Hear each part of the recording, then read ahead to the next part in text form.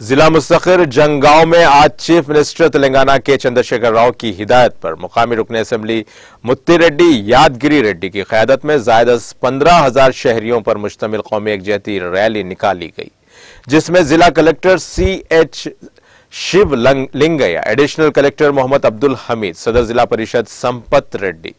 صدر بلدیہ P جمنا لنگیا، نائب صدر Ram Prasad, TRS party coordinator doctor G Sampat ready, RDO مدھو موہن، رکن بلدیہ محمد عبدالصمد، معاون رکن محمد مسیح الرحمان ذاکر پٹیل، حلقے کے تمام منڈلوں سے صدور و ارکان منڈل پریشد، ضلع پریشد ارکان، مختلف جماعتوں سے وابستہ عوامی نمائندوں کی کثیر تعداد نے شرکت کی۔ اس موقع پر ریلی سے خطاب کرتے ہوئے رکن اسمبلی متی ریڈی یادگری ریڈی نے کہا کہ ریاست تلنگانہ میں پائی جانے والی فرقہ وارانہ ہم آہنگی